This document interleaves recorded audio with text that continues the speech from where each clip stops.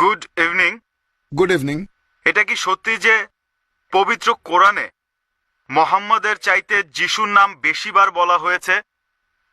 Doctor Naik প্রশ্নটার উত্তর দিচ্ছেন, এটাই আপনার প্রশ্ন? হ্যাঁ, আর মোহাম্মদের নাম অনেক কম বার। ডক্টর জাকির আপনার প্রশ্নের উত্তর দিচ্ছেন। আপনাকে অনেক ধন্যবাদ। ভাই, আপনি প্রশ্ন করলেন যে যীশুখ্রিস্ট বা ঈসা আলাইহিস সালামের নাম কি পবিত্র কোরআনে নবী মুহাম্মদ সাল্লাল্লাহু আলাইহি সাল্লামের নামের চেয়ে বেশিবার উল্লেখ করা হয়েছে। আমিও একমত যে নাম দিয়ে নবী মুহাম্মদ সাল্লাল্লাহু আলাইহি সাল্লামের নাম উল্লেখ করা হয়েছে মাত্র 5 বার, 4 বার মোহাম্মদ আর 1 বার আহমদ সাল্লাল্লাহু আলাইহি সাল্লাম। আর নাম দিয়ে যীশুখ্রিস্ট বা ঈসা আলাইহিস সালামের নাম উল্লেখ করা হয়েছে 25 বার। এই কথাটা বলে খ্রিস্টান মিশনারিরা অনেক মুসলিমকে ফাঁদে ফেলে দেয় আর বলে যে যেহেতু পবিত্র কোরআনে মুহাম্মদ সাল্লাল্লাহু আলাইহি সাল্লামের তুলনায় যীশুখ্রিস্টের নাম উল্লেখ করা হয়েছে 5 গুণ বেশি, তার মানে 500% বেশি। এর মানে কি এই না যে যীশুখ্রিস্ট বা ঈসা আলাইহিস সালাম মুহাম্মদ সাল্লাল্লাহু আলাইহি সাল্লামের চেয়ে অনেক বেশি মহান? এখন নাম দিয়ে পবিত্র কোরআনে নবী মুহাম্মদ সাল্লাল্লাহু আলাইহি সাল্লামের তুলনায় যীশুখ্রিস্ট বা ঈসা আলাইহিস সালামের নাম বেশিবার উল্লেখ করা হয়েছে। এর কারণ হচ্ছে যখন পবিত্র কোরআন নাজিল হয়েছিল নবী মুহাম্মদ সাল্লাল্লাহু আলাইহি সাল্লাম সেখানে উপস্থিত ছিলেন। এখন যে মানুষটা উপস্থিত আছে, মনে করেন কয়েকজন লোক মিলে কোনো আলোচনা করছে, সেখানে উপস্থিত কারো কথা যদি বলতে চায় তাহলে আমি বলবো উনি এটা বলেছেন, উনি ওটা বলেছেন, উনি আমাকে প্রশ্ন করেছেন। কিন্তু যদি এমন কারো কথা বলতে চায় যে সেখানে উপস্থিত নাই, তখন তার নাম বলতেই হবে।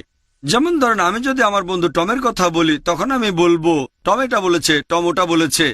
আলোচনা শুরু করতে গেলে তার নাম অবশ্যই নিতে হবে আমাকে। কিন্তু যদি এমন কোন লোকের কথা বলি যে সেখানে উপস্থিত আছে, সেখানে তার নামটা না বললেও হয়তো চলবে।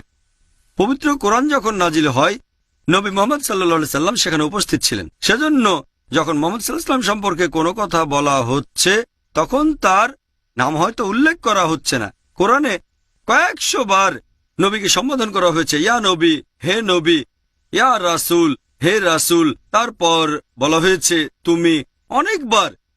অন্যদিকে পবিত্র কোরআন যখন নাজিল হয় যীশুখ্রিস্ট সেখানে তখন উপস্থিত ছিলেন না। তাই যখন যীশুখ্রিস্ট সম্পর্কে কোনো কথা বলা হচ্ছে সেখানে আলোচনা শুরু করার সময় বা পটভূমি শুরু করার সময় তার নাম অবশ্যই নিতে হবে। এই কারণে পবিত্র কোরআনে যীশুখ্রিস্টের নাম নবী মুহাম্মদ সাল্লাল্লাহু আলাইহি ওয়াসাল্লামের নাম বেশিবার উল্লেখ করা হয়েছে। এতে তিনি বেশি মহান হচ্ছেন না। যদি এরকম ভেবে থাকেন তাহলে আপনাকে একটা কথা বলি, পবিত্র কোরআনে মুসা আলাইহিস সালামের নাম উল্লেখ করা হয়েছে সব মিলিয়ে 132 বার। তার মানে কি উনি যীশুখ্রিস্টের চেয়ে অনেক মহান? না, মোটেই না। যীশুখ্রিস্টের কথা পবিত্র কোরআনে বলা হয়েছে মোট 25 বার। মুসা আলাইহিস সালামের কথা পবিত্র কোরআনে আরো বেশি বার বলা হয়েছে। এই কারণেই যীশুখ্রিস্টের চেয়ে মুসা আলাইহিস সালামের নাম বেশিবার উল্লেখ করা হয়েছে। কিন্তু কোরআন স্পষ্ট করে বলছে যে আমাদের সাধারণ মানুষদের কথা যদি বলি, যতজন নবী রাসূল আল্লাহ তাআলা পাঠিয়েছেন আমরা তাদের সবাইকে সমানভাবে সম্মান করব। আশা করি উত্তরটা পেয়েছেন। হ্যালো, আপনি বলেন। আমি ডক্টর জাকিরের কাছে একটা প্রশ্ন করতে চাই। হ্যাঁ, বলেন। পবিত্র কোরআনে মোহাম্মদ কি কোনো কাজের জন্য ক্ষমা প্রার্থনা করেছেন? আর বাইবেলে যীশু খ্রিস্ট কি কোনো কাজের জন্য ক্ষমা প্রার্থনা করেছেন? যদি যীশু না করেন আর মোহাম্মদ করে থাকেন, তাহলে আপনি কি বলতে পারবেন মোহাম্মদ কেন যীশুর চাইতে মহান হবে? ডক্টর জাকির আপনার প্রশ্নের উত্তর দিচ্ছেন। ঠিক আছে, ধন্যবাদ। অনুরোধ করেছিলাম প্রশ্ন করার সময় আপনাদের নাম আর পেশাটা বলবেন, তাহলে আরো ভালোভাবে উত্তর দিতে পারবো। ভাই, আপনি প্রশ্ন করলেন যে পবিত্র কোরআনের কোন জায়গায় কি নবী মুহাম্মদ সাল্লাল্লাহু আলাইহি সাল্লাম আল্লাহর কাছে ক্ষমা প্রার্থনা করেছেন? আর পবিত্র বাইবেলের কোন জায়গায় কি যীশুখ্রিস্ট ঈশ্বরের কাছে ক্ষমা প্রার্থনা করেছিলেন কিনা? আর এভাবে কি বলা যায় যে ক্ষমা প্রার্থনার উপর ভিত্তি করে এটা বলা যায় কিনা যে কে মহান? আপনার প্রশ্নের প্রথম অংশের ব্যাপারে বলি, হ্যাঁ, নবী মুহাম্মদ সাল্লাল্লাহু আলাইহি সাল্লাম অনেকবারই আল্লাহ সুবহানাহু ওয়া তাআলার কাছে ক্ষমা প্রার্থনা করেছেন, মহান ঈশ্বরের কাছে।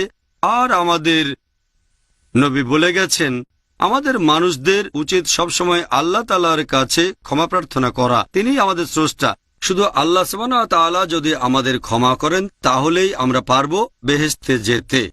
এবার যীশুখ্রিস্টের ব্যাপারে বলি, হ্যাঁ, বাইবেলে এই কথা অনেকবার বলা হয়েছে যে যীশুখ্রিস্ট বা ঈসা আলাইহিস সালাম প্রভুর কাছে প্রার্থনা করেছেন। প্রার্থনা তিনি অনেকবার করেছেন। তিনি বলেছেন আর প্রার্থনা করেছেন, তুমি সবসময় আমার কথা শোনো, এই পেয়ালাটা আমার কাছ থেকে নিয়ে যাও। আর ক্রুশবিদ্ধ অবস্থায় তিনি বলেছিলেন, الا لما سبقتني হে ঈশ্বর, কেন তুমি আমাকে ত্যাগ করলে? আর বাইবেলে এরকম অনেক অনুচ্ছেদ আছে যীশুখ্রিস্ট বা ঈসা আলাইহিস সালাম ঈশ্বরের কাছে প্রার্থনা করেছেন। এখানে একটা ব্যাপার মাথায় রাখবেন যে একজন লোক ক্ষমা প্রার্থনা না করলেই সে বেশি মহান হয়ে যায় না। আমরা জানি এখনকার সমাজে অনেক ধর্ষক আছে, অনেক স্মাগলার আছে, অনেক বদমাশ গুন্ডারা আছে, তারা কখনো ক্ষমা চায় না। তার মানে কি এই লোকগুলো সবাই যীশুখ্রিস্ট আর নবী মুহাম্মদ সাল্লাল্লাহু আলাইহি ওয়াসাল্লামের চেয়ে মহান? একজন লোক ক্ষমা প্রার্থনা করছে না, এতে মহান হয়ে যায় না। মহত্বটা হলো সেখানে যে মানুষটা মহান, তারপরও ক্ষমা প্রার্থনা তিনি করছেন। আশা করি উত্তরটা পেয়েছেন।